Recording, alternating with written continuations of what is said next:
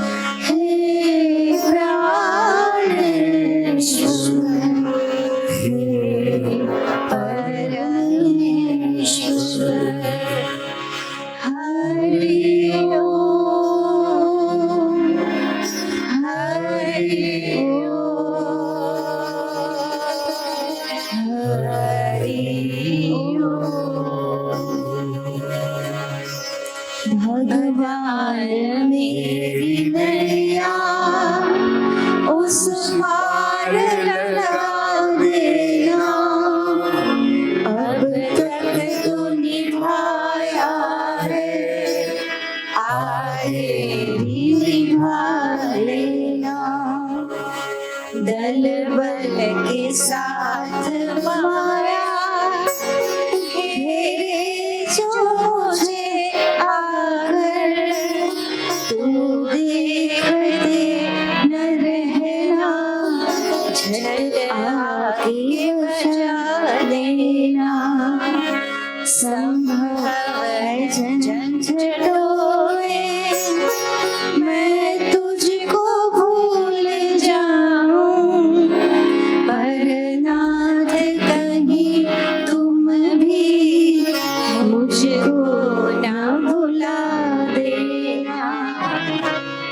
तुम देव मैं पुजारी, तुम ईश्वर उपासक, यह बात अगर सच है, सच करके दिखा देना। भगवान मेरी नैया उस पार लगा देना, अब तक तो निभाया है, आगे भी निभा लेना। हूँ करूँ छूँ प्रार्थना मन प्रेम तारो, आप जे खोटूं काम करतो हो, ત્યારે તું મને વારજે। હું કરું છું પ્રાર્થના, જીવન એક સંગ્રામ છે, કોઈની જીત અને હાર છે। જાણું છું સંસાર આ તો સુખ દુઃખનો ઓસાર છે। હારથી હારી ના જાઉં એવી હિંમત આપજે,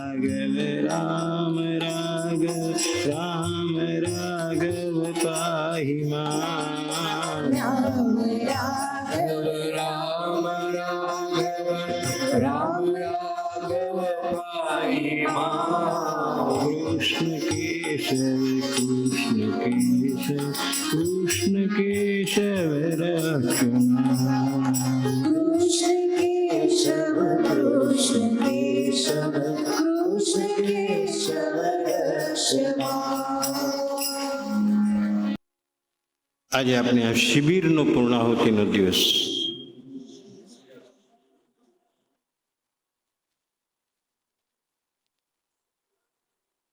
પૂર્ણ આહુતિનો દિવસ.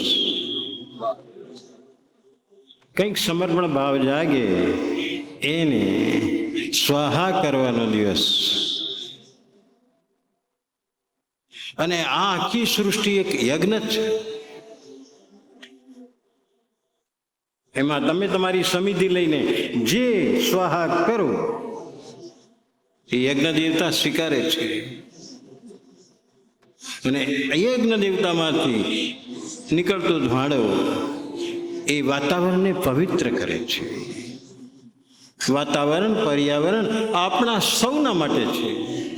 અને એમાં આપણે સૌ નિમિત્ત બનીએ એક સમિતિ મારફતે, એ બહુ ઊંચી વાત છે. મેં કહ્યું સૌને જીવન આનંદમાં જીવવું છે, સૌને જીવન શાંતિમાં જીવવું છે, સૌને મનની પ્રસન્નતાથી જીવવું છે. તો સિદ્ધાંત તો બહુ સરળ છે. જે જીવનમાં જોઈએ છે બીજાને આપવું પડશે. જીવનમાંથી જીવન મેળવીને જીવનને માણી શકાય છે. જીવનમાંથી જીવનની પ્રાપ્તિ કરવી પડે. આપણા સૌનું ઘડતર પણ જીવનમાંથી થયું છે. આપણું જીવન એ જીવનથી ઘડાયું છે.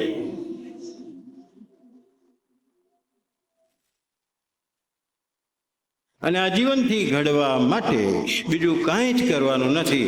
અંદર એક જ્ઞાનનો દીપક પ્રગટાવવાનો છે.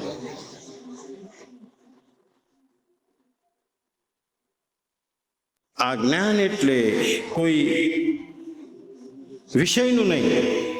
એ વિષયનું જે જ્ઞાન છે આપણે એને જ્ઞાન કહીએ છીએ, પણ હકીકતમાં એ માહિતી કહેવાય છે. ડૉક્ટરને ડૉક્ટરીનું જ્ઞાન છે, જ્ઞાન શબ્દ વાપરીએ છીએ, પણ હકીકતમાં જ્ઞાન તો એક આત્માના જ્ઞાન માટે શબ્દ વપરાય છે. આધ્યાત્મિક ભૌતિકતામાં આ જ વાત છે.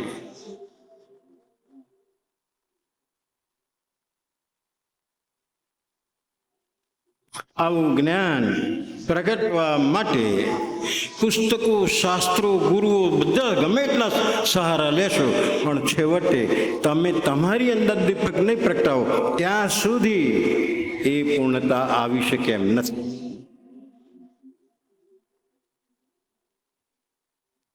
મહાવીરનો અંત સમય આવ્યો તો ત્યારે એમના શિષ્ય ગૌતમ અને બીજા બધા શિષ્યો ભેગા થઈ ગયા અને મહાવીરથી બોલાઈ ગયો કે મારો અંત સમય નજીક છે, તમે લોકો ગભરાતા નહીં, શાંતિ રાખજો. શિષ્યો જ્યારે ગુરુ આવું કહે ત્યારે ગભરાય છે થોડાક. મહર્ષિની આજુબાજુ પણ જ્યારે વીટળાઈ વળેલા હતા બધા શિષ્યો અને આખા અનુયાયીઓ, ત્યારે એમણે કીધું કે મારો જવાનો સમય આવી ગયો છે. આવું ન બોલું. અને શિષ્યો અને અનુયાયીઓ એમ જ પૂછે કે તમારા ગયા પછી અમારું કોણ, અમારું શું થશે?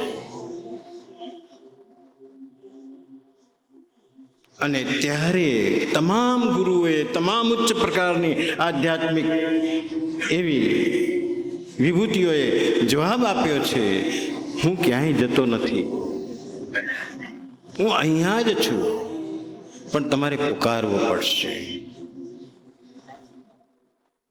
તમારે પુકારવો પડશે. પુકારશો એટલે હું હાજર. પુકારશો એટલે તમારી સમસ્યા શું છે તો જાણીને જ આવીશ. તમને આ સમસ્યામાંથી કેવી રીતે બહાર કાઢવા એ તમને પ્રકાશ આપતો જ રહીશ. તમે એ બાબતની ચિંતા ન કરો. મહાવીરને જ્યારે પણ આવું કહ્યું ત્યારે બધા જ શિષ્યો, પણ એના મુખ્ય શિષ્ય હતા, જેમ ગૌતમ બુદ્ધનો મુખ્ય શિષ્ય આનંદ હતો એમ મહાવીરનો મુખ્ય શિષ્ય ગૌતમ હતો.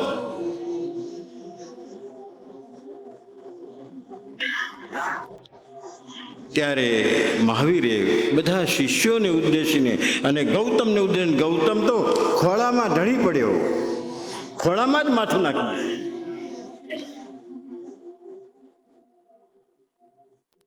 અને મહાવીરે કહ્યું છે કે તમે સૌ પાર ઉતરી ગયા છો, ચિંતા કરશો નહીં. પણ એક વાક્ય કહ્યું છે એ બહુ આપણા સૌના સમજ માટે છે.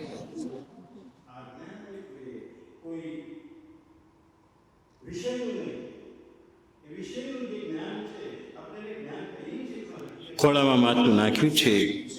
આ દિન સુધી તું જે તેજ પ્રકાશમાં જીવી રહ્યો છે, વિલસી રહ્યો છે,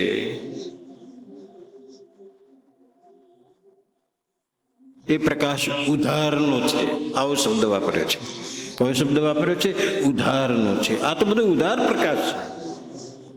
અને એના માથા ઉપર હાથ ફેરવતા ફેરવતા મહાવીરે છેલ્લે સંદેશ આપ્યો છે, અપદીપો ભવ, તું તારા દિલનો દીવો થા. આપણા સરસ મજાના ગુજરાતી કવિએ આ વાત કહી, તું તારા દિલનો દીવો થા. જોજે ઉછીના તેજ લઈને હરતો ફરતો. ઠીક છે, લઈશ ત્યાં સુધી ઠીક છે, પણ છેવટે અંતે તો તારે તારા અંદરથી દીપ પ્રગટાવવો પડશે. અને અંદરથી દીપ પ્રગટાવવા માટે મેં કહ્યું એ પ્રમાણે આવી સમજ મેળવવી પડશે. એટલે કાલે આપણે શરીરમાં ઉતર્યા. અરે આટલો દિવ્ય ખજાનો, આવી દિવ્ય વ્યવસ્થા, અને આ બધું પાછું અંદર મેં કેટલાય અવયવોના નામ દીધા નથી. અંદર હૃદય છે, જઠર છે, આંતરડા છે, યકૃત છે, બધા કેટલા, નાનું મગજ છે, મોટું મગજ છે, મજાક્ષેત્ર છે, કેટલું બધું. અને દરેક જણનું અંદર એવું અલગ કામ કે મળ ખોરાકમાં જતો નથી, ખોરાક મળમાં જતો નથી. બધું છૂટું પાડીને વ્યવસ્થિત રીતે જે રીતે નિકાલ કરવાનો છે એની પણ વ્યવસ્થા, જે રીતે મેળવીને એનો સાર ગ્રહણ કરવાનો છે એની પણ વ્યવસ્થા, બધું એની વ્યવસ્થામાં છે. આવું એક વ્યવસ્થા તંત્રવાળું માળખું સૌને ભગવાને ભેટ ધરી, સૌને ભગવાને આપ્યું છે. આનાથી વધારે શું જોઈએ છે? જે જોઈએ છે એની માટે જો જજુમવું પડતું હોય, મથવું પડતું હોય તો બધા પદાર્થો છે, ધન છે.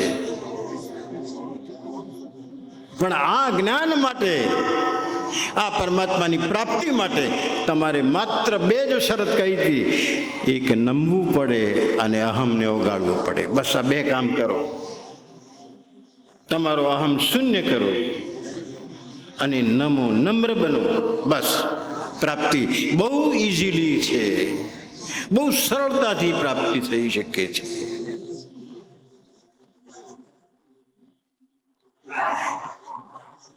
ભગવાન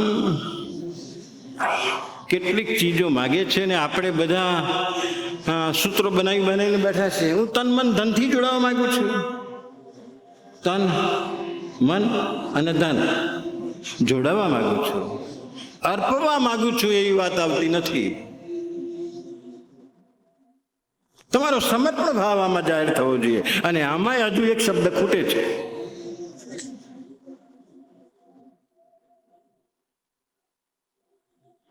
અને આ બે ચીજ એવી છે જે ચીજનો એક પણ પૈસો ખર્ચવાનો નથી. એ છે મન અને બીજું છે સમય. બોલો, આમાં કઈ પૈસો ખર્ચવાનો? તમને ભગવાને આપેલું છે, એમાંથી જ કાઢવાનું છે. અને તમે બધા કાઢો છો એટલે તો આવો છો, એટલે તો જોડાયેલા રહો છો, ચીપકેલા રહો છો કે નહીં કંઈક મેળવીને આવીશું, કંઈક પામીને આવીશું.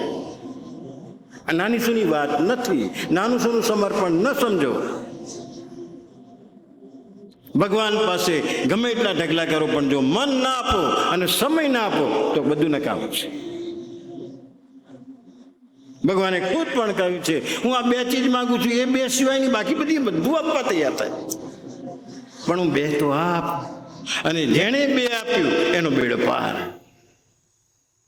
જેણે બે આપવાની સજ્જતા બતાવી એનો બેડો પાર. અને બેડો પારમાં બીજું શું કરવાનું છે? આપણું આ જીવન સારી રીતે, મસ્તીથી, પ્રસન્નતાથી, આનંદથી, જે એક ઘટના નિશ્ચિત બનવાની છે ત્યાં સુધી જવાનું છે. જે અત્યારે છે એમાંનું કશું સાથે આવવાનું નથી, કશું લઈ જવાનું નથી. ગયા જન્મની કોઈ પાસબુક લઈને આવે તો મજા આવે. અહીંયા બહુ બધાને બતાવીએ આપણે કે મને ગયા જન્મની પાસબુક, મેં 10 લાખ ડિપોઝિટ છેલ્લે જતા મૂક્યા હતા, એ આયા. કોઈને નથી મળતું, બધું જ મૂકીને જવું પડે છે. એ મળતું નથી. અને આ સ્થિતિએ પહોંચવા માટે જ્ઞાનની બહુ જરૂર છે. જ્ઞાનનો દીપક પ્રજ્વલિત કરવાની જરૂર છે. અને એટલે આપણે ગઈકાલે શરીરમાં ગયા પછી થોડો તો વિચાર આવ્યો કે આ બધું કરનાર કોઈક અંદર બેઠેલો છે, આ બધાને વ્યવસ્થિત સંભાળનાર કોઈક અંદર બેઠેલો છે.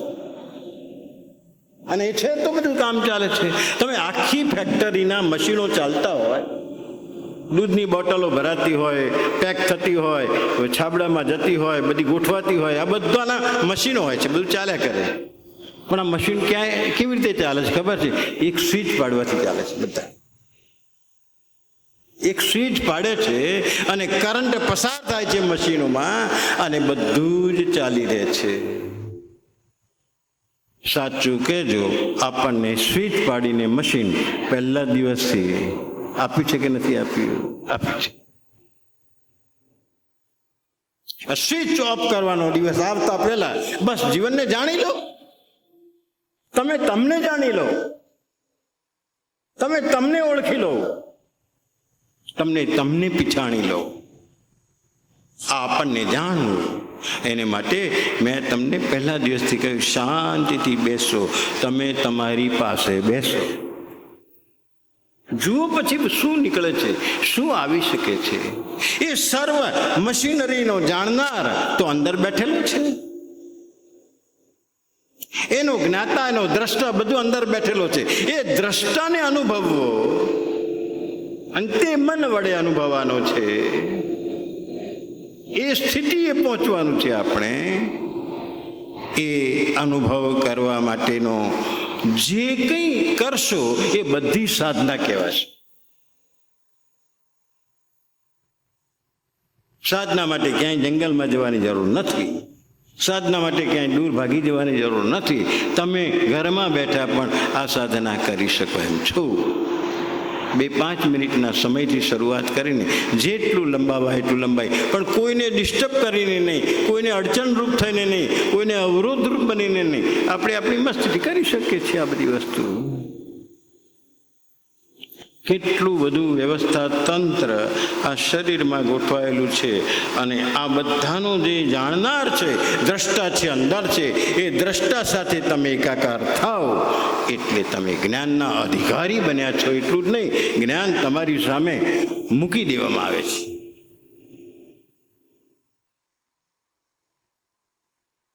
જ્ઞાન તમારી સામે રજૂ કરી દેવામાં આવે છે. એના પાના ખોલી નાખવામાં આવે છે. તો આવા જ્ઞાનના અધિકારી આપ સૌ બની ગયા છો. રામજીનો સંદેશ પણ આપને સૌને મળ્યો છે, બધાએ વાંચ્યો છે. એમણે તો બહુ જ અદ્ભુત રીતે તમારા યશોગાન કર્યા છે. તમે ભલે રામના યશોગાન કરો, પણ આપણા એ સંદેશમાં તો આપણા સૌના યશોગાન ભગવાને કર્યા છે કે તમે બહુ લાયક જીવ બનીને આવ્યા છો. તમે કંઈક પામવા માટે આવ્યા છો. છેલ્લે મને મળવાના નિર્ધાર સાથે અહીંયા બેઠા છો. ચોક્કસ મળીશ, ચોક્કસ સ્વીકારીશ. આવો એક દિવ્ય સંદેશ ભગવાન રામનો આપણને મળ્યો હતો. ગઈકાલે હનુમાનજી સાથે બેસીને જે બધી યોજનાઓ ઘડી, એમાં હનુમાનજી બીડું ઝડપ્યું કે હું લંકામાં જઈને માની ખબર લઈ આવું છું. શ્રીલંકા એટલે કેટલું બધું મોટું, પણ સૂક્ષ્મ રૂપ ધરીને એ ગયા. જતા પહેલા એક ઘટના ઘટી છે. આપણે 2 ઘટનાનું વર્ણન કે પેલા જટાયુ વચ્ચે મળ્યો હતો. એ જટાયુએ કીધું કે રાવણ આ બાજુ ગયો છે, અને એ બાજુ બધા સીતામાના ઘરેણા ને બધું હતું, એટલે ખ્યાલ તો આવી ગયો કે આ બાજુ ગયો છે. રાવણ ઉપાડી ગયો છે, જટાયુએ સમાચાર આપ્યા છે. અને જટાયુની 2 પાંખો કાપી નાખેલી, મરતો મરતો પડેલો હતો. અને એ ભગવાન રામની રાહ જોતો હતો. રામ અહીંયા આવે તો સમાચાર આપું કે માં સીતાને આ બાજુ લઈને ગયો છે રાવણ. એ જટાયુનો ઉદ્ધાર કર્યો છે. ભગવાન ઉદ્ધાર કરે એટલે મોક્ષ આપે, મુક્તિ આપે, તમને મુક્ત કરાવે. આ બાજુ લંકામાં જવાની તૈયારી કે હું માં સીતા ક્યાં છે એ શોધી લાવી. આવી અહીં આખા ટોળા કામ ના ચાલે. એક હનુમાને બીડું ઝડપ્યું, અને હનુમાને બીડું ઝડપ્યું ત્યારે આપણે સૌ કોઈ જાણીએ છીએ કે એક મુદ્રિકા એમને આપવામાં આવી હતી કે માં સીતા મને ઓળખે કેવી રીતે, તો મુદ્રિકા લીધી. મુદ્રિકા હાથમાં તો લીધી, પણ જ્યારે સમુદ્ર લાંઘવાનો પ્રસંગ આવે ને, સમુદ્ર લાંઘવાની વાત આવી, કારણ સમુદ્ર લાંઘ્યા પછી જ લંકા આવે.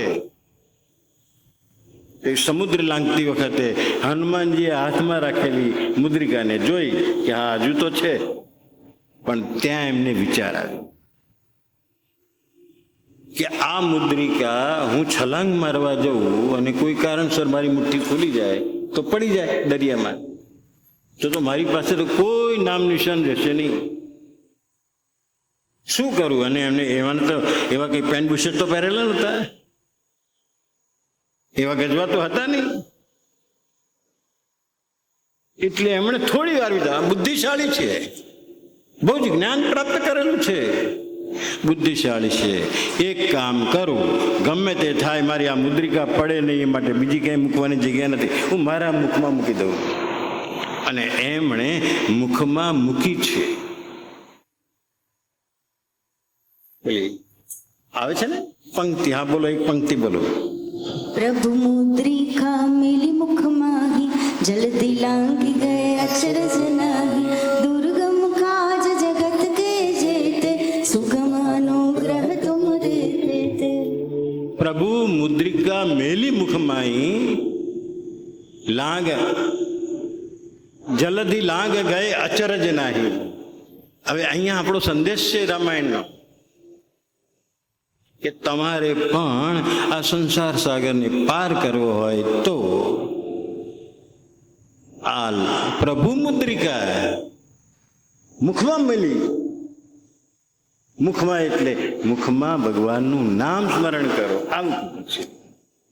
તમે મુખમાં, મુખ વડે, જીભ વડે પરમાત્માના નામનું સ્મરણ ચાલુ કરી દેશો તો તમે આ સંસાર સમુદ્ર પાર કરી શકશો. એમાં કોઈ નવાઈ નથી, કોઈ આશ્ચર્ય નથી. તમે જરૂર પાર કરી શકશો. તો હવે ક્યાંય રાહ જોવાની જરૂર નથી, ક્યાંય મુહૂર્ત જોવાની જરૂર નથી, ઘેર ગયા પછી કરીશ એવું પણ જવાની જરૂર નથી. આને માટે તો કોઈ સમયને રાહ જોવાની જરૂર જ નથી. મુખમાં રામ રામ રામ રામ રામ રામનું સહેલું ઉચ્ચારણ, એવું કશું નથી. રામનું જ ઉચ્ચારણ કરો, કૃષ્ણનું પણ કરી શકો, તમારા ઈષ્ટદેવનું બીજા શિવજી હોય તો એનું પણ કરી શકો. મુખમાં નામ, ટૂંકમાં મુખમાં નામ. આ રીતે હનુમાનજી ત્યાં પહોંચ્યા છે. અને આ બાજુ આખું લંકા ફરે પણ એને કંઈ દેખાય નહીં. અને ત્યાં જ પછી એને જે વિચાર આવ્યો કે હું બધું આનું નસ્ત ધ્વસ્ત કરી નાખું, બધું નસ્ત ધ્વસ્ત કરવા માંડ્યો, ત્યારે ઉદ્માત થઈ એની ખબર પડી રાવણને કે આ તો આખી લંકાને ખેદાન મેદાન કરવા કોઈ વાનર આવ્યો છે, પકડી લાવો એને. અને લાંબુ પૂંછડું હતું, અને આ પૂંછડાને વધુ લાંબુ કરો, એને કપડા બાંધી દો અને પછી સળગાઈ મારો. આવો રાવણનો વિચાર. આ રાવણનો, કારણ કે જે કંઈ મનમાં વિચાર આવે રાજા લોકોને એ તો એ પ્રમાણે અમલ કરાવે. તો જેવું આ કામ કર્યું અને જોયું હનુમાનજીએ કે આહા બાંધવામાં આવ્યા છે, આની ઉપર કેરોસીન રેડવામાં આવશે અને પછી સળગાવવામાં આવશે. હનુમાનજી મનથી ખુશ થયા. આ તો બહુ મારા માટે કામ સરસ થઈ જશે, મને તો કાંઈ વાંધો આવે નહીં. આખી લંકાની મેલોને સળગાવી દઈશ, આવો વિચાર એમણે સંકલ્પ કરી દીધો. અને જે થયું, આખું લંકા દહન થયું. લંકા દહનમાં કેટલાય લોકો મરવા માંડ્યા. ત્યારે બધાને વિચાર આવ્યો કે આપણે અશોક વાટિકામાં જઈએ, કારણ કે ત્યાં માં સીતા કંઈ બોલતા નથી, નીચું મોં ગાલીને બેસી રહ્યા છે.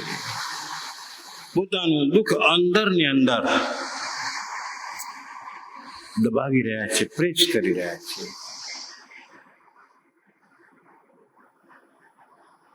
ત્યાં હનુમાને જ્યારે આ કહ્યું છે કે તમે ચિંતા કરશો નહીં માં, બધું સારું થશે. રામ અને લક્ષ્મણ બધી સેના સાથે, સુગ્રીવ ને બધા વાનરોની આખી સેના તૈયાર થઈ ગઈ છે. એ લોકો આવી રહ્યા છે આ રાવણની સાથે યુદ્ધ કરવા માટે. અને પછી આ રાવણ યુદ્ધમાં હરાશે એટલે પછી તમને લઈ જવામાં આવશે. આવું સાંત્વન આપ્યું છે. વિકટ સમયમાં સાંત્વનની બહુ જરૂર હોય છે, આશા બંધાવનારની બહુ જરૂર હોય છે, તાલ દેખનારાઓની ત્યાં જરૂર નથી. ધ્યાન રાખજો, ઈર્ષ્યા નામનું તત્વ એ કેટલું ખરાબ છે. તમે બીજાના સુખને જોઈને તમારા દિલમાં થોડો પણ ચચરાટ થાય ને, થોડો, કશું વધારે નહીં, થોડો, એમ આમને આટલું બધું સુખ, બસ આટલું તમારા મનમાં બોલાઈ ગયું, તમારી અંદર ઈર્ષ્યાનો કીડો ભરાઈ ગયો છે. આ તમને કહું, સાવધ, એ કોઈના સુખને જોઈને રાજી થજો, કોઈના સુખને જોઈને ચચરાટ ન કરશો. અરે ભાઈ, એ એના કર્મોથી સુખી છે, હું મારા કર્મો પ્રમાણે હું પણ સુખી છું. સરખામણી ન કરશો. નો કમ્પેરિઝન એન્ડ નો કોમ્પિટિશન. આ વાત ધ્યાનમાં રાખજો. જીવનમાં અંતિમ જે લક્ષ્ય છે એને પામવું હશે તો આ ઈર્ષ્યાથી બચવું પડશે. સુખ જોઈને થોડો પણ ચચરાટ થાય અને કોઈનું દુઃખ જોઈને થોડા પણ રાજી થાવ ને તો પણ સમજી જાઓ ઈર્ષ્યા છે. હા, એ તો એ જ લાગના છે, એ તો એ જ દાવના છે, આવું થવું જ જોઈએ એમને. લે, બીજાના દુઃખને જોઈને તમને આવો ભાવ કેમ થાય છે? ઈર્ષ્યા છે. ઈર્ષ્યા અગ્નિ છે, બાળે છે માણસને અંદરથી. આવો ઈર્ષ્યા અગ્નિ પણ ન કરો.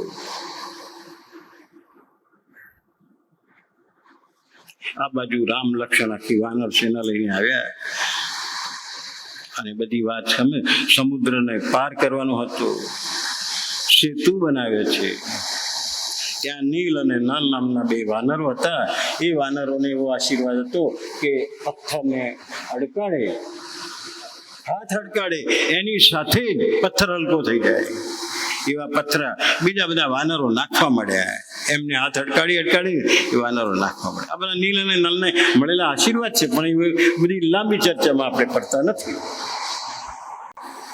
આખો સેતુ બની ગયો અને આ બાજુ આખી સેના સાથે રામ અને લક્ષ્મણ આવી રહ્યા છે.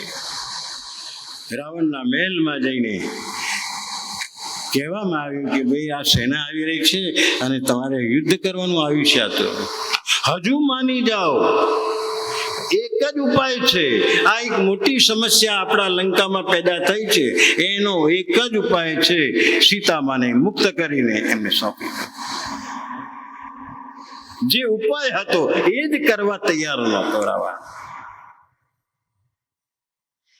આ બાજુ બધા ગયા છે. વિભીષણ પણ સલાહ આપવા ગયો.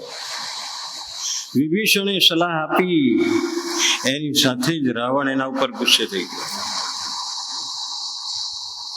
મારા દુશ્મનની તો વખાણ કરે છે, મારા દુશ્મન માટે તું મને છે ફેરવવા માંગે છે. જતો રે, જા, બહુ વાલો હોય તો એની પાસે જતો રહે. બસ આટલા આદેશની જ રાહ જોતો હતો. અને વિભીષણ રામ પાસે, એમની સેના પાસે પહોંચી ગયા છે. આ બાજુ યુદ્ધ શરૂ થયું છે. યુદ્ધ એવું ચાલ્યું. મોટા મહારથીઓ પણ હણાઈ ગયા. હવે રાવણને લાગ્યું મારી પાસે, વિભીષણ તો ગયો સામે ગયો, રામના શરણે ગયો છે. રાવણને ઘણું મનાવ્યો પણ એ માન્યો નથી. એટલે આ યુદ્ધનો આ છેલ્લી ઘડીનો પ્રસંગ ઊભો થયો છે. હવે તો યુદ્ધ લડે જ છૂટકો છે.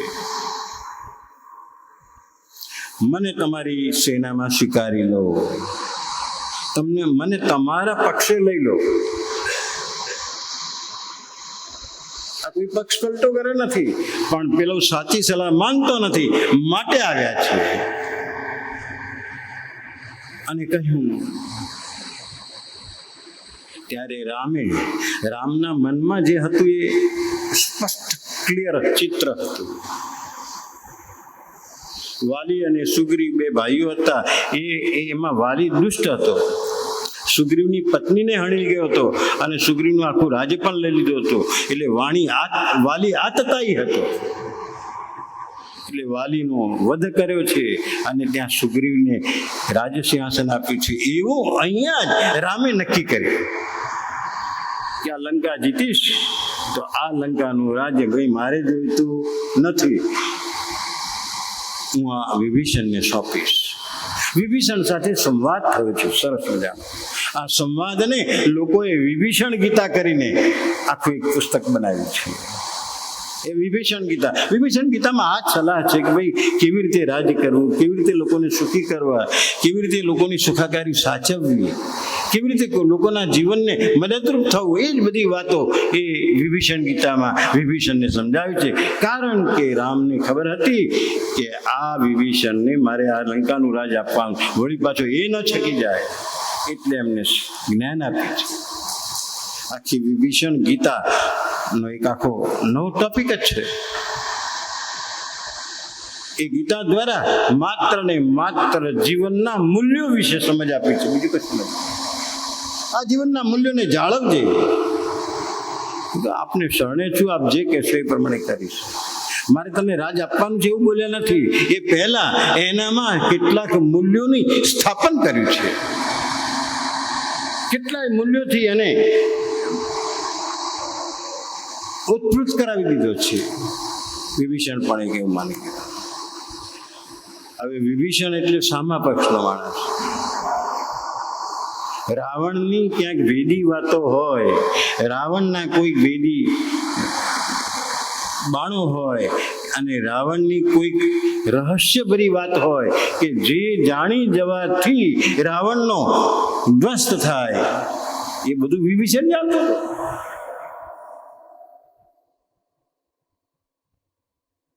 આપણામાં એક કહેવત છે, એટલે ઘરનો ભેદી લંકા,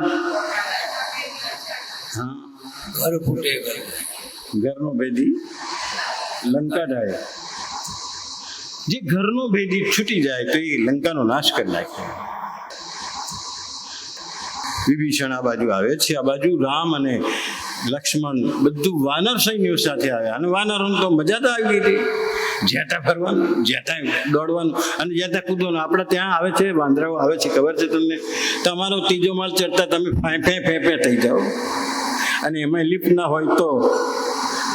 અને આ લોકો અહીંથી ચડતા ને અહીંથી પડે છે. જોયા કરો કોઈક વાર શું શક્તિ આપી છે ભગવાને એમને. પછી કોઈ કે આ તો એમના પૂંછડામાં શક્તિ છે. બાંધો પૂંછડું એકવાર અને જોઈ જુઓ, નહીં મળે શક્તિ એવી. આ કોઈ વરદાન છે, કોઈ સામાન્ય વાત નથી.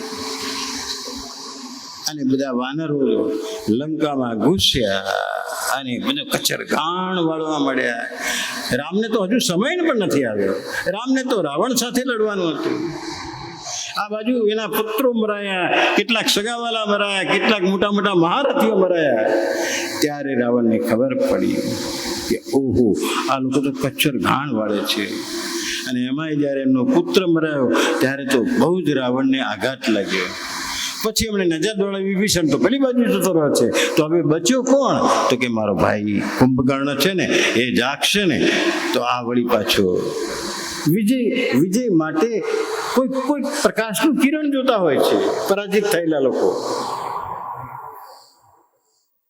પણ સાચા ના હોય, સાચી દિશામાં ના હોય, સાચી દિશાના ચિંતનમાં ના હોય, સાચી દિશાના વિચારમાં ના હોય, ત્યારે એમના ગમે એટલા આયોજનો હોય બધા ઊંધા પડે.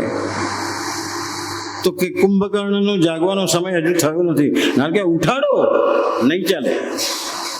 અને કુંભકર્ણને ઢોલ નગારાને પીટાઈને આમ હલાઈને ઊભો કરીને પેલો આળસ મળતો ઊભો થયો, મને જગાડ્યો. હજુ તો મારો સમય થયો નથી, મારો ઊંઘવાનો સમય ચાલે છે.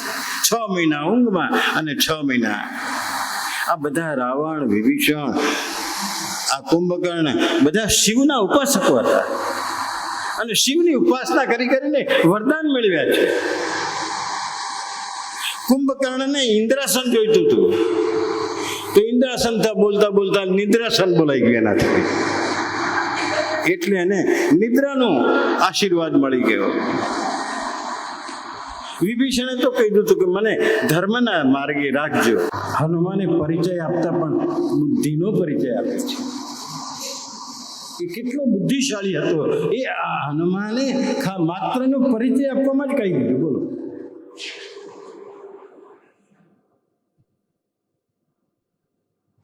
રામના એક સવાલમાંથી જવાબ આપ્યો છે.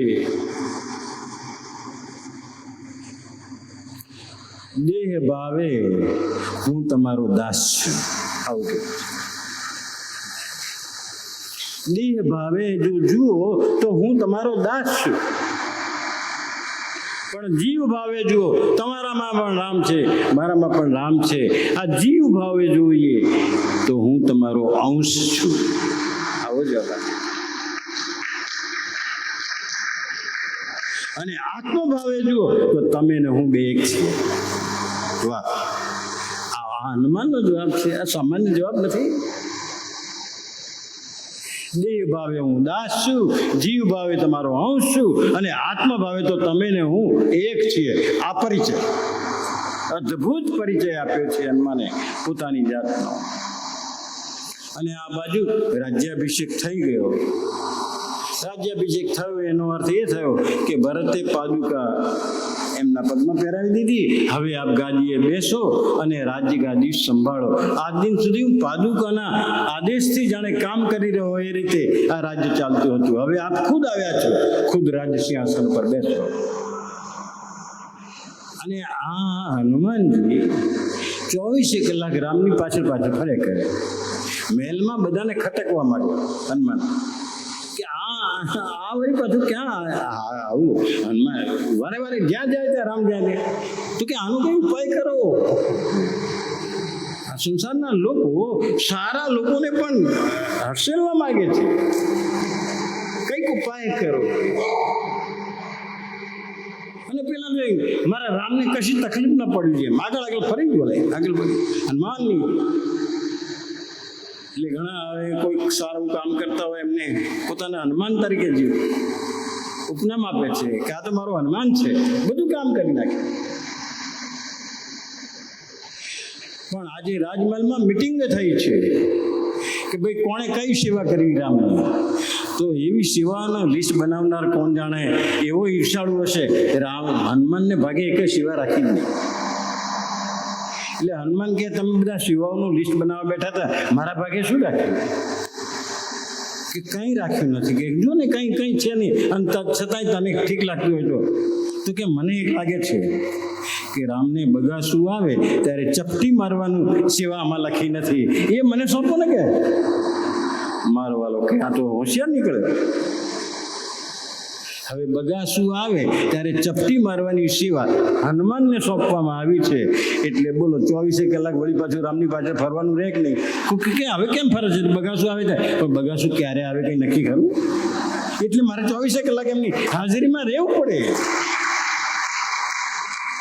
એટલી બુદ્ધિશાળી વાત બધી, બધાને ધ્વસ્ત કરી નાખ્યા એને. એકવાર હનુમાને જોયું કે સીતામાના માથામાં સિંદૂર હતું, સિંદૂર લગાવ્યું. અહીંયા બરાબર બધી સ્ત્રીઓ સિંદૂરનો સેથો પૂરે છે એમ કહેવાય. સિંદૂર લગાવ્યું. હનુમાને કોઈકને પૂછ્યું કે આ સિંદૂર કેમ લગાવ્યું છે? તો કે આ તો સૌભાગ્યની નિશાની છે. અને સૌભાગ્યની નિશાની સુધી એને કંઈ કશી ખબર જ ના પડી. સૌભાગ્ય એટલે શું? કારણ કે તો બ્રહ્મચર્ય, એને સૌભાગ્ય એટલે એવું. પણ કે આનાથી ફાયદો શું થાય? કે પછી પેલા બધાને થયું કે આને કંઈ સમજાવવા એવું નથી. ફાયદો એ જ કીધો કે આ સિંદૂર લગાવવાથી રામ રાજી થાય છે. અને જે હનુમાને પકડ્યું કે એમ આટલું સિંદૂર લગાવવાથી રામ રાજી થાય છે, એ તો પડ્યા પોતાની કુટિયામાં અને આખો સિંદૂરનો કોથળો લાવીને પોતાના શરીર ઉપર નાખ્યો. અને પોતાના શરીર ઉપર નાખે પણ સિંદૂર તો ટકે નહીં શરીર ઉપર. એટલે કોઈકે કહ્યું કે તેલ લગાવો. તેલ લગાવીને સિંદૂર ચોપડો. એટલે એમને તેલ લગાવ્યું, અને તેલ લગાવ્યું એની સાથે સિંદૂર સિંદૂર સિંદૂર વાળા હનુમાન થઈ ગયા. આજે આપણે સિંદૂરનો મહિમા જાણીએ છીએ. જ્યાં હોય ત્યાં સિંદૂર સિંદૂર સિંદૂર સિંદૂર અને તેલ મૂકવામાં આવે છે. આ હનુમાનજીની શોધ છે ભાઈ. હનુમાનજી કે હવે મારા રામ કેટલા રાજી થશે? એક આટલું સેંધાવા સિંદૂર પૂરતા જો રામ રાજી થતા હોય, હું તો આખા શરીરે ચોપડી દઉં. આખા શરીરે સિંદૂર લગાવીને ગયા છે. રામ પણ થોડી વાર તો હસી પડ્યા કે આ કયો વિષ કાઢીને આવ્યો પાછો. કેમ કર્યો એ પણ સમજાયું, આને લીધે થયું. અને તમે રાજી ન થયા, અરે હું તો તારા એક એક કામથી રાજી છું, તારા એક એક ડગલાથી રાજી છું. ખૂબ આનંદ છે, ખૂબ આનંદ છે, ખૂબ આનંદ. આવી એક એક દિવસની એક એક ઘટનાઓ કેટલી બધી થઈ હશે બોલો. આપણા જીવનમાં આટલું જીવન, અલ્પાયુ જીવનમાં પણ કેટલી ઘટનાઓ ઘટેલી છે, એમને પણ જીવનમાં કેટલી ઘટનાઓ થતી હતી.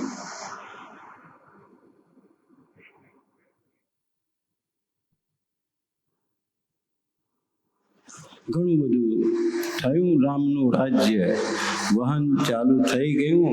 હનુમાનજી સેવામાં લાગી ગયા છે અને રામ રાજ્યાભિષેક થઈ ગયો છે. આગળની વાત મારે કરવી નથી, કનેક્શનમાં આવી ગયેલી છે પહેલા, એટલે આપણે રામ રાજ્યાભિષેક સુધીની જ ચર્ચા કરીએ છીએ. અને આ હનુમાનના આવા પ્રસંગો, નાના નાના કેટલાય બધા પ્રસંગો છે. એ પ્રસંગોથી આપણે આ રામ રાજ્યાભિષેકને ઓર આગળ વધારી શકીએ. પરંતુ આજે સમયની પાબંદી અને કેટલાકને જવાનું છે, એટલે પૂર્ણાહુતિ 11 વાગ્યા સુધીમાં પૂર્ણ કરવાની વાત હતી. એ દ્રષ્ટિએ આજે આપણે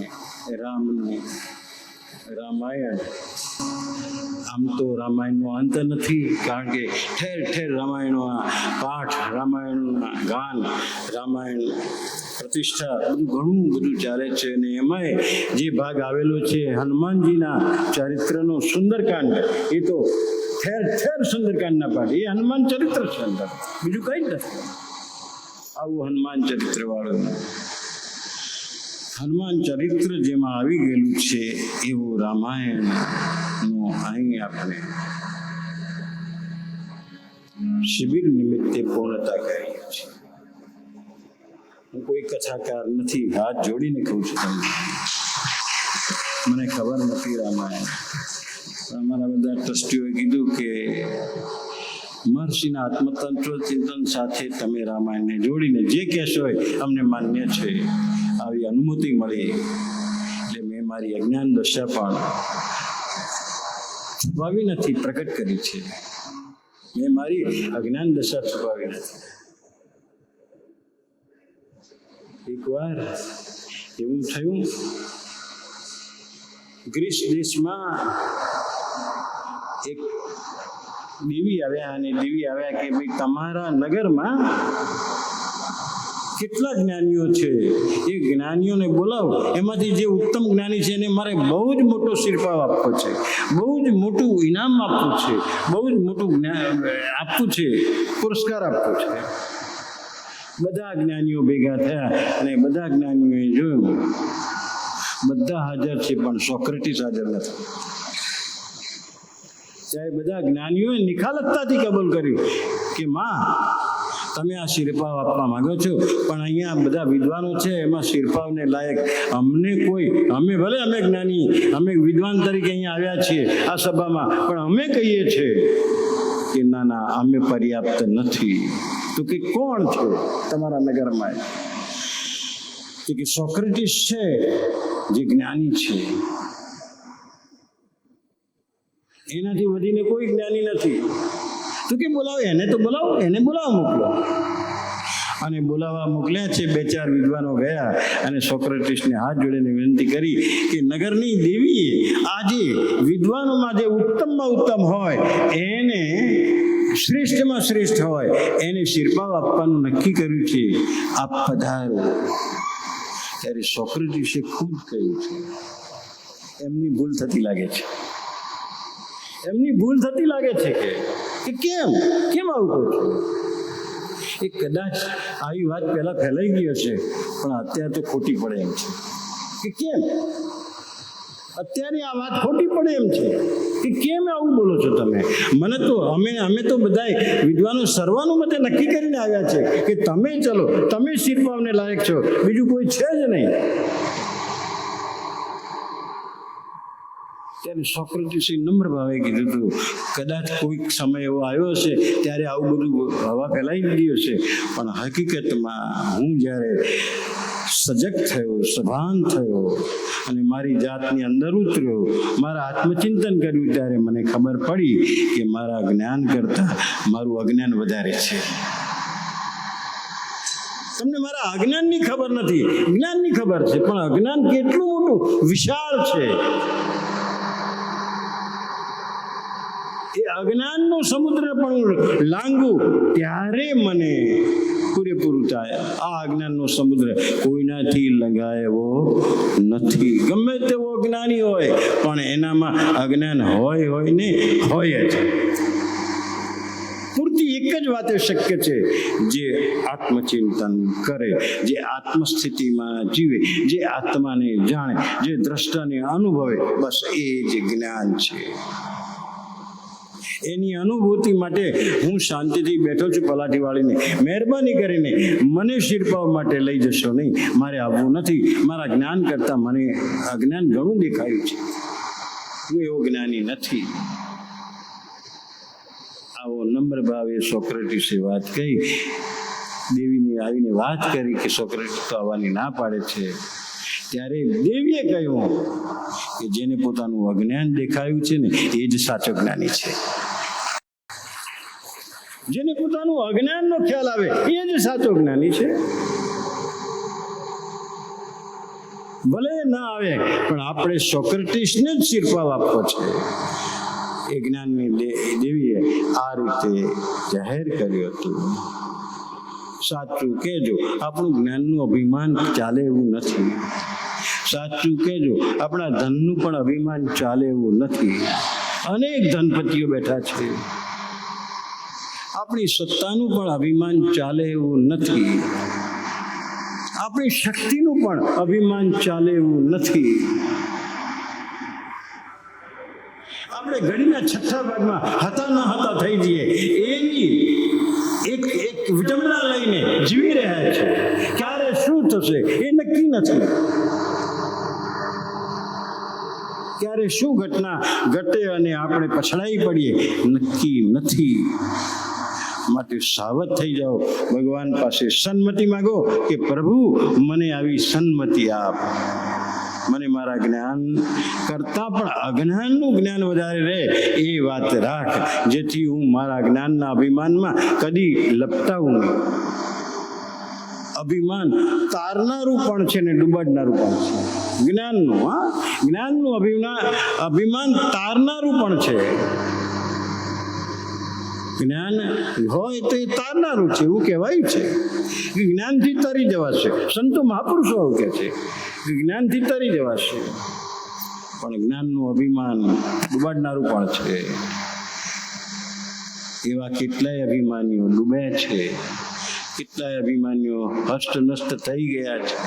કોઈના અભિમાન ચાલ્યા નથી.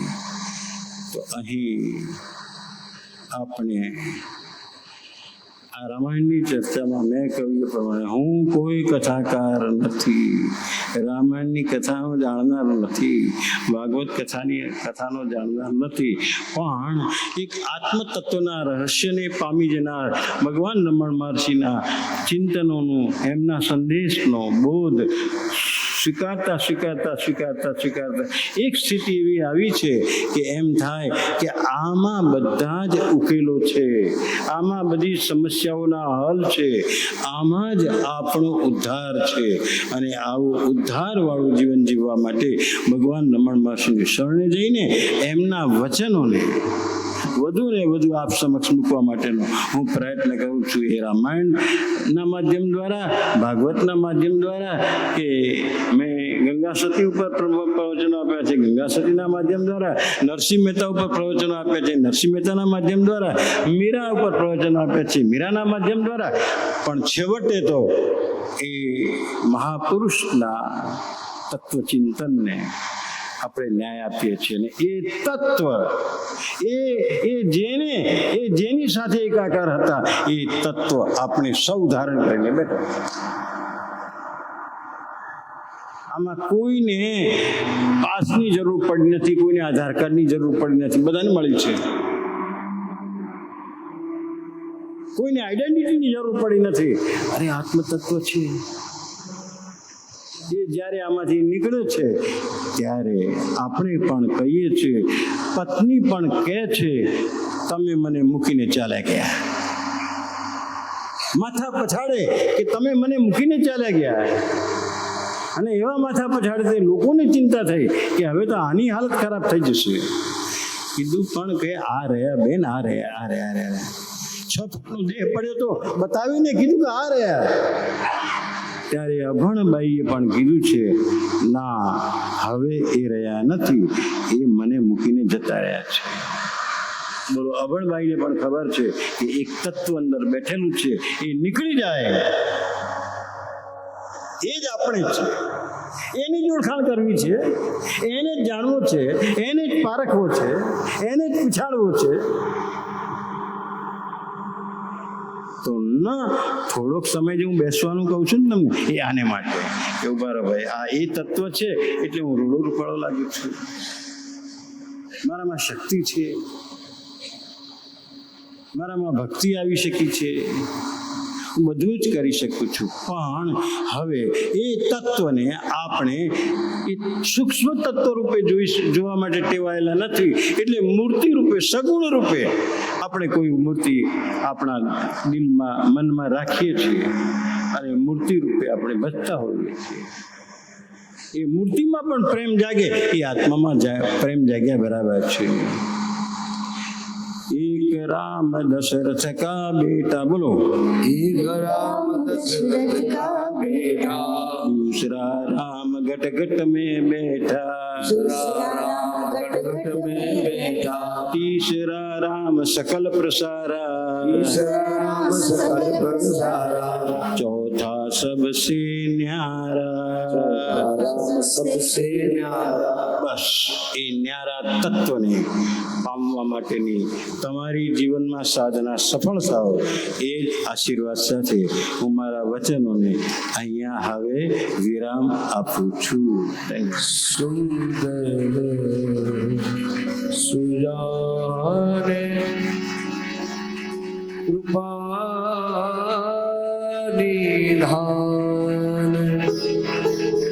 અનાથ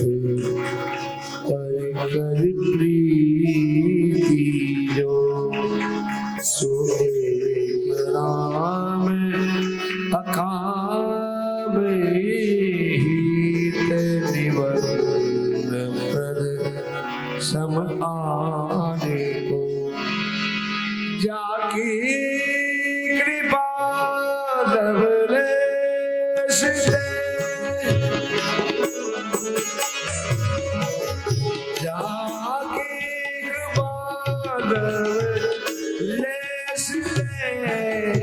मति मंदे तुलसीदास पायो परम विश्राम राम समान प्रभु नाही प्रभु पायो परम विश्राम राम समान प्रभु नाही प्रभु समान प्रभु नाही प्रभु समान प्रभु नाही प्रभु. છેલ્લે બે હાથ ઊંચા કરી પ્રભુના શરણાગત થઈએ. દરેક જણ બે હાથ ઊંચા કરો અને બોલો, હરે રામ હરે રામ રામ રામ હરે હરે, હરે કૃષ્ણ કૃષ્ણ કૃષ્ણ હરે હરે રામ રામ રામ હરે હરે, હરે કૃષ્ણ કૃષ્ણ કૃષ્ણ હરે હરે, હરે રામ રામ રામ હરે હરે, હરે કૃષ્ણ કૃષ્ણ કૃષ્ણ હરે હરે.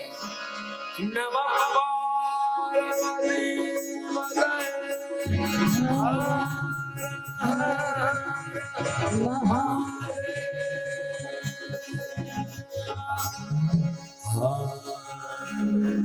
મુખ્ય યજમાન શ્રીમતી ચંદ્રિકાબેનને પણ વિનંતી કરું કે આપ આપનો પ્રતિભાવ.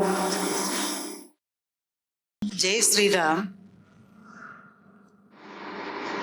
રામ જન્મભૂમિ અયોધ્યા એવી જગ્યાએ સ્થળે વ્યાસપીઠ ઉપર બિરાજમાન ગુરુજીને કોટી કોટી પ્રણામ. પ્રાર્થના પરિવારના જે ટ્રસ્ટીઓને અને જે ગુરુજીને આ જે વિચાર આવ્યો કે અયોધ્યામાં આપણે રામકથા ઉપર પ્રવચન કરવું, ચિંતન કરવું, એ બહુ ઉચ્ચ કોટીનો વિચાર છે. એ વિચારને પરિપૂર્ણ કરવા માટે પ્રાર્થના પરિવારના જે ટ્રસ્ટીઓ છે, ગુરુજનો છે, શ્રોતાજનો છે, જે સંગીતવાળા શાસ્ત્રીઓ, જે ભૂદેવો, એ બધાનો પૂરેપૂરો સહયોગ હોવાથી જ આ સંકલ્પ પરિપૂર્ણ થયો છે. આ જેટલું ધારીએ છીએ એટલું ઇઝી નથી. આપણામાં આટલા મોટા પરિવાર સાથે જો ઘરમાં બી રહેતા હોય તો કેટલી તકલીફો પડે છે. 400 જણને સાથે લઈને એક સાથે નીકળવું, એક સાથે ઘરે વાપસ જવું, અને એમાં આ બધાનો આટલો સાથ સહકાર હોય તો જ આ પૂર્ણપણી થાય, બાકી આ શક્ય નથી. બીજું કે પ્રાર્થના પરિવારે મને આ એક જે સુનેરી તક આપી. હું ગયા મહિને જ ચિત્રકૂટમાં શ્રાવણ મહિનામાં રામકથા કરીને હું આવી, અને રાધિકાબેનનો મેસેજ આવ્યો કે આપણે અયોધ્યામાં રામકથાનું ચિંતન છે. પછી ગુરુજી સાથે મારે વાત થઈ તો મેં કીધું ચલો કંઈ વાંધો નહીં. મારે મનમાં એક તીવ્ર ઈચ્છા હતી કે ચિત્રકૂટમાં રામકથા કરી, હવે અયોધ્યામાં ક્યારે કરીશ? હજુ 15 દિવસ મારે અહીં આવવાનું નક્કી થયું, અને પછી એમાં મેં હા પાડી અને એમાં મેં સાથ સહયોગ આપ્યો.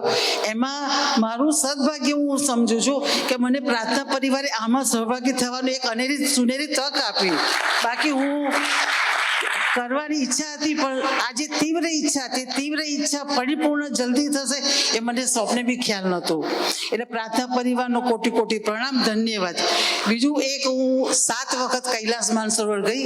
પહેલી વખત જ્યારે પરિક્રમાના પહેલા દિવસે કૈલાસ પર્વતની સામે જ ગુરુ પૂર્ણિમા એ વખતે મેં એવા કોઈ ગુરુ બનાવ્યા નહોતા, પણ મનમાં 15 દિવસ પહેલા જ મારે મોરારી બાબુ સાથે થોડી વાતચીત થઈ હતી. તો એમણે કહ્યું કે તમે કોઈનામાં વિશ્વાસ ના હોય તો તમે કોઈ ગ્રંથને ગુરુ બનાવી શકો છો.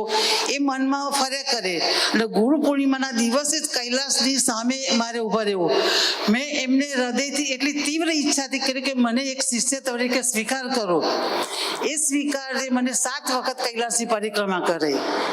એ મારા માટે બહુ મોટી વસ્તુ છે. અને 7 વખત પરિક્રમા 2012માં ભાઈશ્રીની માનસરોવર ઉપર ભાગવત કથા હતી. એમાં બી મને 8 દિવસ ત્યાં રહેવાની તક મળી. બીજું, એમાં બી ચીનમાં ગણાય છે કે 100 વર્ષમાં એક વખત હોર્સ યર્સ આવે છે. એ હોર્સ યર્સમાં એક વખત પરિક્રમા કરો તો 17 વખતનું તમને પુણ્ય મળે. એમાં બી હું ગઈ. એ વખતે ભૂપેન્દ્રભાઈની સાથે અમારે જવાનું હતું 50 જણને, પણ ચીનમાં નેપાળમાં ધરતીકંપ આવ્યો હતો. એ વખતે 50માંથી 40 જણ કેન્સલ થઈને અમે 10 જણ પરિક્રમા માટે નીકળ્યા. તો ફ્રેન્ડશિપ તો ટોટલી તૂટી ગયો હતો. તો અમે 10 કલાકનું ટ્રેકિંગ કરીને પાર કરીને અમે પરિક્રમા કરીને પાછા આવ્યા. એટલે આ એક શિવ તત્વ અને એક ગુરુ, જે ગુરુને મેં એમને જે મનથી સ્વીકાર્યા. ઈશ્વર તો હતા જ, એટલે ઈશ્વર તત્વ અને ગુરુ તત્વ જે સાથે ભેગા થાય છે તો શું ના કરી શકે એ હું સારી તરફ સાંભળું છું. અને ટ્રેકિંગ કર્યા પછી માનસરોવરથી પરિક્રમા ચાલુ કરવાનું હતું. એ વખતે 8-10 જણ એટલા બધા થાકી ગયા હતા કે અમારા શરીરને કોણ ઉપાડી પરિક્રમા કર્યું એમને ખુદને ખબર નથી. હવે આનાથી તો બીજું શું અનુભૂતિ હોઈ શકે?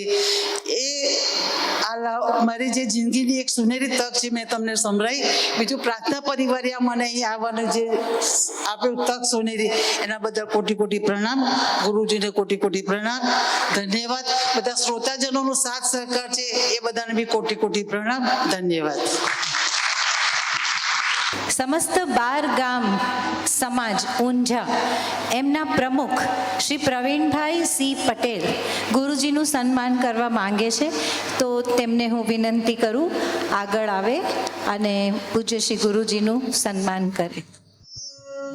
સમસ્ત 12 ગામ સમાજના જેટલા મેમ્બરો હોય એ મેમ્બરો પણ સાથે પ્રકાશભાઈની સાથે જોઈન્ટ થાય.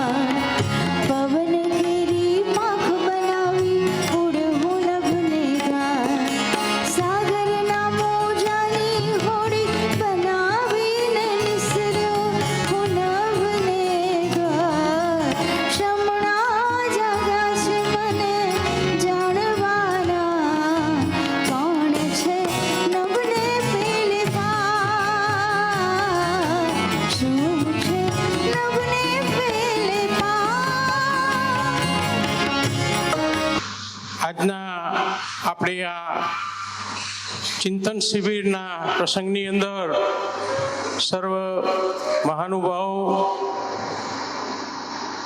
પ્રાર્થના પરિવારના સૌ ટ્રસ્ટીશ્રીઓ, પ્રસંગના સૌ દાતાશ્રીઓ, સર્વ કથા પાન કરનાર મારા વડીલ ભાઈઓ બહેનો અને વ્યાસપીઠ ઉપર બિરાજમાન ગુરુજીના ચરણોમાં મારા કોટી કોટી વંદન. આપ સૌના હૃદયની અંદર બિરાજમાન રામચંદ્ર ભગવાનના ચરણોમાં પણ મારા વંદન. આપણે સૌ જાણીએ છીએ કે રામાયણ એ ગ્રંથ એવો, આપણે પણ આપણો આ સંસારનું એક મંચ 60, 70, 80, 90 વર્ષ જીવીએ, એક પાત્ર આપણે ભજવીએ છીએ. અને એ આ રામાયણ ગ્રંથ, રામાયણના એક એક પાત્રનું આપણે અનુકરણ, એની પ્રેરણા આપણે લેવા જેવી છે. પિતા કેવો હોય, પુત્ર કેવો હોય, માતા કેવી હોય, પત્ની કેવી હોય, ભાઈ કેવો હોય, મિત્ર કેવો હોય, સ્વામી કેવો હોય અને દુશ્મન પણ કેવો હોય. આ એક એક પાત્રની અંદરથી આપણે પ્રેરણા લેવાની છે અને એ એક એક પાત્રના આપણને એના તત્વ ચિંતન દ્વારા આપણને એની જે શીખ આપી, એવા ગુરુજી માટે કહું કે સાદા વસ્ત્રની અંદર પણ એક સંત તરીકે આપણને સાચી પ્રેરણા આપી. એક ડગલું મેં તો આગળ બાળ્યું જનની જગદી, એ માત સુડાવે ને સંત જગાડે, ભેળવી દે ભગવાન. સંતોનો સ્વભાવ છે એવો, માતાજીની ગોદના જેવો. માતાજીના ગોદ કરતો પણ સારો સ્વભાવ એમનો સત્સંગ એવો છે, એમનો સેવાસ એવો છે. એની અંદરથી આપણે એક એક પાત્રની પ્રેરણા લઈ અને આપણે સૌ બેઠા છીએ, એની અંદર એક શબ્દ જો આપણા જીવનની અંદર ઉતરી જશે તો આપણો બેડો પાર થઈ જશે. એવા જ બીજી વાત કરું કે શક્તિ દે મને ભક્તિ દે, આ જગના દુઃખ દા સહેવાની. આપણે ભગવાન જોડે કોઈ દિવસ એવું ના માગી શકીએ કે ભગવાન મને દુઃખ ના દેતો. દુઃખ તો આપણે માનવ જન્મ લીધો છે, આપણા જીવનની અંદર લખ્યું જ છે, પણ દુઃખ સહવાની, દુઃખ સહન કરવાની શક્તિ દે. અને દુઃખ તો આપણા જીવનની અંદર માનવ જન્મ લીધો એને નહીં. રામનો દુઃખ નથી પડ્યા, 14 વર્ષનો વનવાસ કર્યો. કૃષ્ણ બનીને આવ્યો તો કૃષ્ણને પણ આજે ભીલના બાણે વિંધાવવું પડ્યું હતું. માં સીતાને અગ્નિ પરીક્ષા આપવી પડી હતી. તો આપણે તો માનવ છીએ. અને એવી જ આપણા ગુરુજીને ગઈકાલે જે તકલીફ પડી અને જે ખરેખર આપણે આજે સામાન્ય એક શરદી થઈ હોય, તાવ આવ્યો તો આજ નથી જવું, એમને કથા છોડી નહીં. એ પરિસ્થિતિમાં જે અત્યારે કદાચ ડોક્ટર વર્ણન કરે તો આપણને ખ્યાલ આવે, એમની જગ્યાએ કોઈ બીજો હોય તો આપણી વચ્ચે ના બેસી શકે. એવી પરિસ્થિતિમાં પણ આપણે કથા સંભળાઈ, એ બદલ એમનું જોરદાર આપણે તાલીઓથી સ્વાગત કરીએ. બાકી તકલીફ તો આપણને કદાચ એમ પણ થાય કે આટલી સુંદર કથા કરાવે છે, પરમ ભક્ત છે, છતાં પણ એમને વાગ્યું. પણ આ મેં ના કીધું કે દરેક મનુષ્યના અવતારની અંદર સુખ દુઃખ તો આવતા જ હોય. અને બીજી વાત કરું કે એમને કર્મ છતાં પણ છોડ્યું નહીં. કેમ કે આ કથા, આ રસપાન એ નેચરલ છે. આની અંદર કોઈ પેકેજ નથી અને એટલે જ આપણને એનું મહત્વ છે. બાકી તમે કોઈ પણ પ્રોફેશનલ કથાઓ કરાવો, પેકેજ રૂપી ચાવી જેટલી ભરો એટલું જ એ બોલે. તમારે જમવામાં મોડું થયું હોય, દૂધપાક બગડી ગયો હોય, ફરીથી કરવાનું હોય, કાનમાં જઈને આપણા ટ્રસ્ટીઓ કે મહારાજ 1 કલાક વધારે ખેંચજો, દૂધપાક ફરી બનાવવો પડે એવો છે, તો એ કાનમાં શું કહે છે? પેકેજમાં કંઈક સમજજો. હવે આ કથા લઈને તમે જાઓ, શું પ્રેરણા મળે? બીજી વાત કરું, મફતમાં અહીંથી પ્રસાદ મળે, કોઈ પણ મંદિરની અંદર તમને પ્રસાદ મળે, એનો અનાદર ના કરો. પડી ગયો એટલે લઈને તમે ખાઈ લો આમ કરીને, એ ભગવાન તમારો પ્રસાદ છે. પણ તમે ટિકિટ બારી ઉપર 500 રૂપિયા કે 1000 રૂપિયાનો પ્રસાદ લો, ઘેર ફર્યા કરે અઠવાડિયા સુધી, કોઈ ખાય નહીં એટલે એમ કે કામવાળીને આપી દેતી. એટલે આ પ્રસાદ છે એ મફતનો પ્રસાદ છે. એટલે આનો અનાદર ના કરતા આના એક એક શબ્દો જીવનની અંદર ઉતારવા જેવા છે. મને 3 મિનિટનો ટાઈમ આપ્યો હતો અને હું અમારા સમસ્ત બારગામ સમાજ વતીથી અને ઊંઝા ઉમિયા માતા સંસ્થાનો એક પ્રતિનિધિ તરીકે આપ સૌને આ બાબતની શુભેચ્છાઓ આપું છું અને આપ સૌનું કલ્યાણ ઈચ્છતા રામચંદ્ર ભગવાનના ચરણોમાં વંદન કરું છું. આપ સૌની મનોકામના પૂર્ણ કરે, આપ સૌના પરિવારને સુખી રાખે. અને એથી વિશેષ વાત કરું, અમે પણ સમાજના સેવક છીએ. આપ પણ વિવિધ સમાજની અંદર આવ્યા છો, વિવિધ જ્ઞાતિમાંથી આવ્યા છો.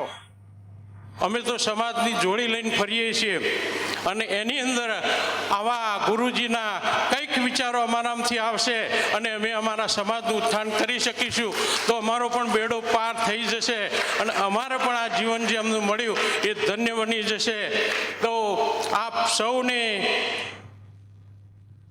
ધર્મની રક્ષા કરજો અને રાષ્ટ્રનું ગૌરવ વધારજો એવી વિનંતી સાથે મારી વાતને વિરામ આપું છું. એ જ અસ્તુ. પૂજ્ય ગુરુજી, પ્રાર્થના પરિવારના કાર્યકરો, દાતાઓ, ઉપસ્થિત સૌ ભાઈ અને બહેનો, અહીંયા આપણે પ્રાર્થના પરિવાર આયોજિત અને પૂજ્ય ગુરુજીના ચિંતન શિબિરમાં આપ સૌ પધાર્યા. સામાન્ય રીતે પ્રતિભાવ આપવો બહુ કઠિન છે. આપણે આપણા ફેમિલી મેમ્બર કે મિત્રો પણ આપણને પૂછે કે મજા રહી, આપણે કહીએ છીએ આ મજા પડી, બોલીએ છીએ ને, પણ કેવી મજા પડી, કેવી મજા પડી એ પોતપોતાના શબ્દોની રીતે આપણે વર્ણન કરીએ છીએ. મારા શબ્દોમાં કહું તો અહીંયા અયોધ્યા નગરીમાં પૂજ્ય રામચંદ્ર ભગવાન અને સીતા માતાના લગ્નમાં આવ્યા હોય તેવો માહોલ અને તેવી મજા પડી. બધા સમજશો ને?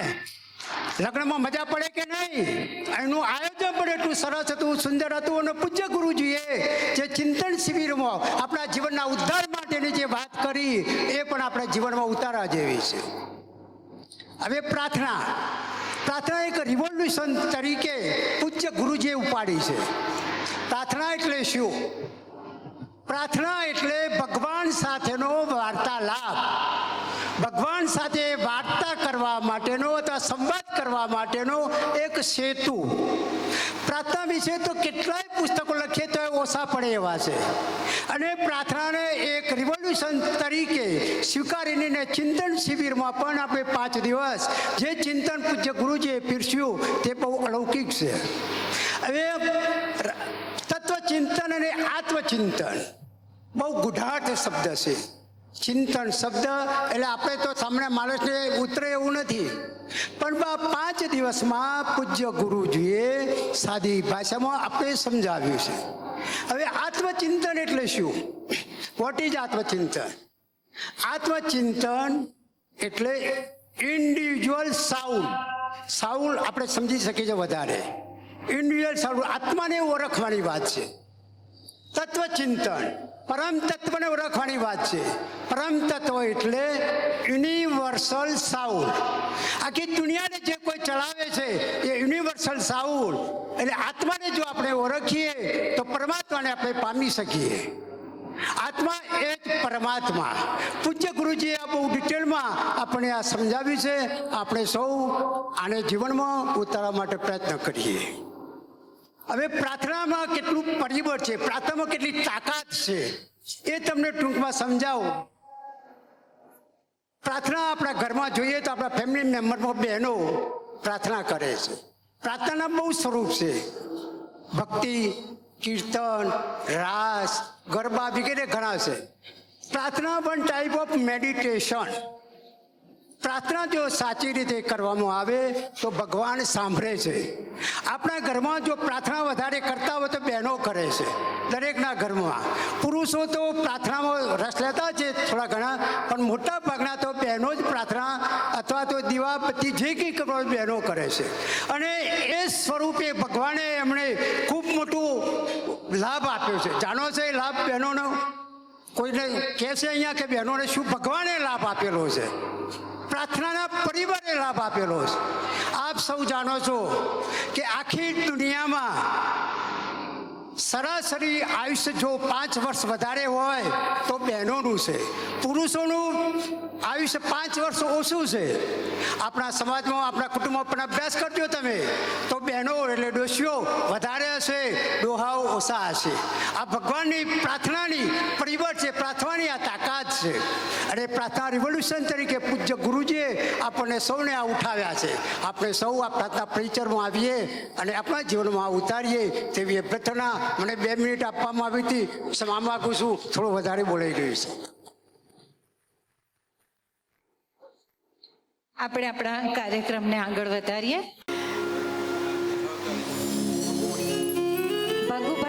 ભગુભાઈ પટેલ આરતી માટે આવો. ભગુભાઈ. અંતે થાકી જઈ પૂછ્યું મનવને, કોણ છે તારી પેલે પાર, કોણ છે તારી પેલે પાર. શ્રીમાન દ્વારકાદાસ શંકરદાસ પટેલ, મંજુબેન લક્ષ્મીનારાયણજી જેથલિયા, આપ પણ આરતી માટે પધારો. આજે આપ સૌને પણ ત્યાં આરતીની થાળી આપવામાં આવે છે. આપની જગ્યા પર ઊભા ત્યાં આરતી ઉતારશો અને થાળી આમ પસાર કરશો તો આજે આપણે બધાને આરતીનો લાભ મળશે. જને આધારે હું છું, એ મારા આધારનો આધાર. મેલી મથામણ પડી જાતો પાછો, તેને તો શોધવા નીકળો છે આજ. એ જ વિલસી રહ્યો અંતરે અવકાશમાં, તેને તો શોધે છે મીનાબેન રાજુભાઈ આરતીમાં જોડાશો. રામચંદ્ર ભગવાન કી જય.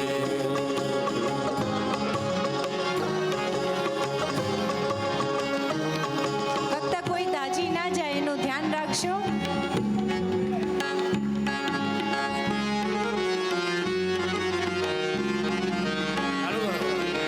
રામચંદ્ર ભગવાન કી જય. આરતી કી જય શ્રી રામાયણ જી કી. કીર્તિ કલિત લલિત સિયતી. આવતી શ્રી રામ રામાયણ જી કી.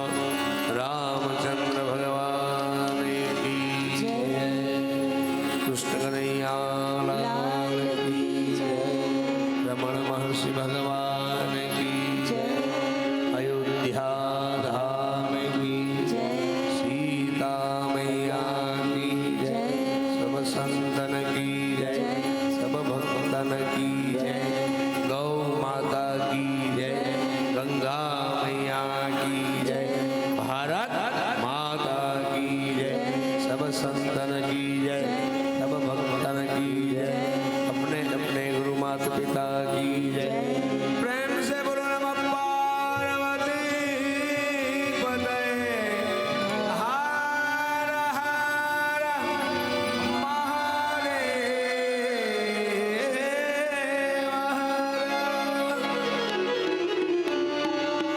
તો એવા આપણા ગુરુજીનું સન્માન કરવા માટે સૌ પ્રથમ હું ગુરુમાને વિનંતી કરું.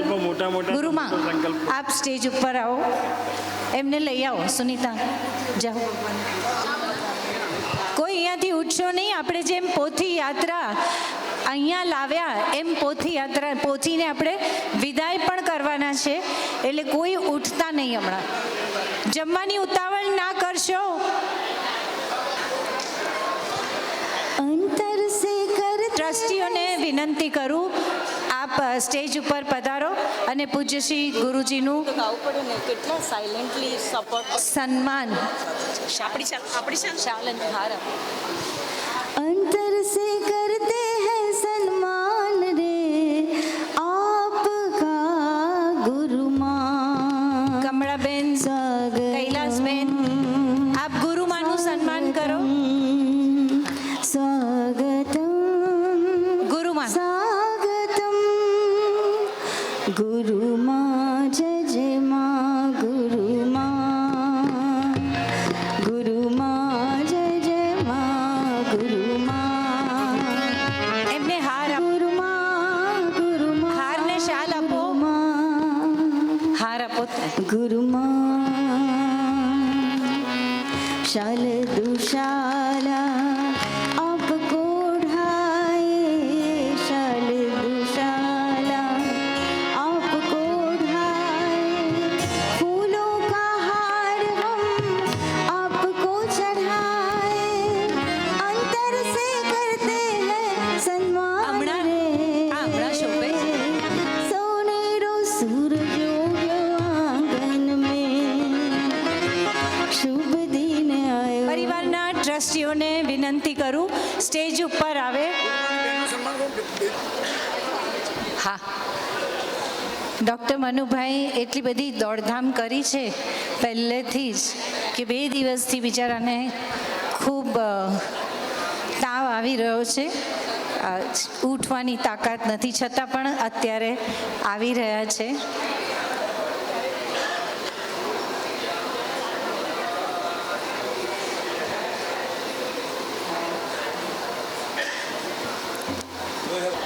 અને શાલ ઓઢાડી, તમે લોકો ગુરુજીને શાલ ઓઢાડી, ગુરુજીને શાલ ઓઢાડી.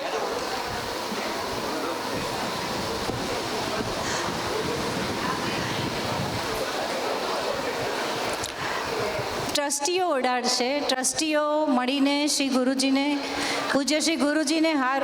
હા, બધા ટ્રસ્ટીઓ મળીને પુરસ્તાત વિષેમતઃ સુરુચો વેન આવહ સબુદ્ન્યા ઉપમા અસ્ય વિષ્ટાઃ સતસ્ય જોનિમ સતસ્ય બિંબઃ બૃહસ્પતે અતિયદર્જો અરિહત્યોમધિભાતિ ઋતુપંચને જદ્દીદયચ્છવસરત પ્રજાત તદસ્માસુ તૃણમ દેહિ ચિત્રમ સદગુરુ દેવ કી જય. રમણ મહર્ષિ ભગવાન કી જય.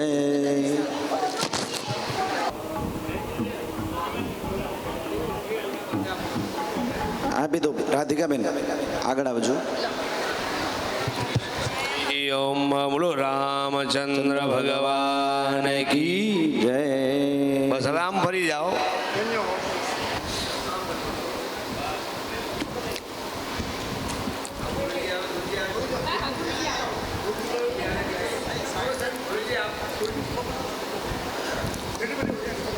શ્રી રામ જય રામ જય જય રામ. શ્રી રામ જય રામ જય જય રામ. બોલો શ્રી રામ જય રામ જય જય રામ. શ્રી રામ જય રામ જય જય રામ. રામ શ્રી રામ જય રામ જય જય રામ.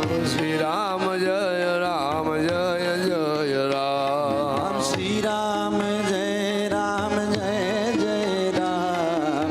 શ્રી રામ જય રામ જય જય રામ બોલો શ્રી રામ જય રામ જય હો શ્રી રામ જય રામ જય જય રામ શ્રી રામ જય રામ જય જય રામ બોલો શ્રી રામ જય રામ જય જય રામ તાળી પાડો તાળી શ્રી રામ જય રામ જય જય રામ બોલો શ્રી રામ જય રામ જય જય રામ શ્રી રામ જય રામ જય જય રામ શ્રી રામ જય બધાય ઊભા થઈ જાઓ નાચવા.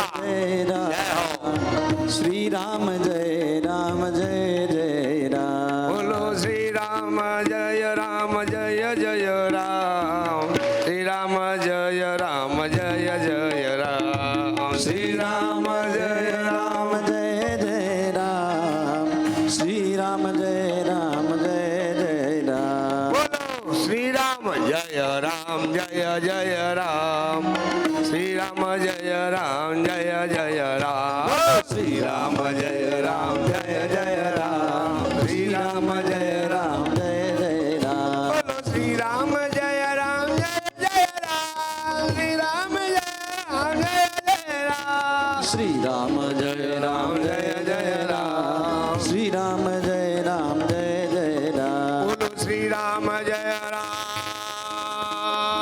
જય હો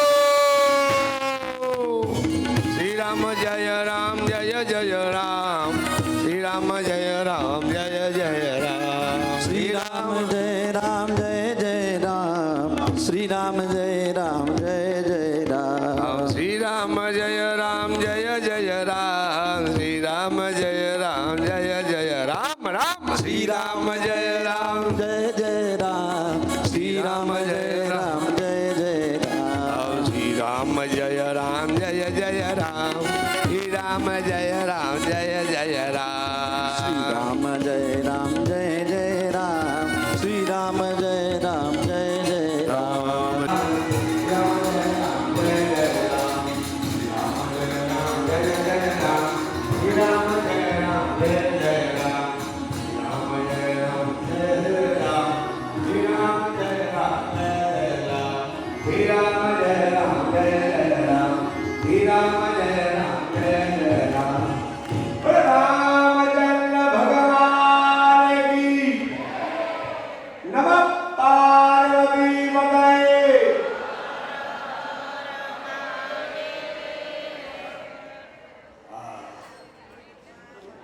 ચાલો બધા પોથી યાત્રા જ્યાં સુધી જાય છે ત્યાં સુધી આપણે જણાવવું છે ને રામધૂન બોલતા રહો બધાએ રામધૂન બોલતા રહો.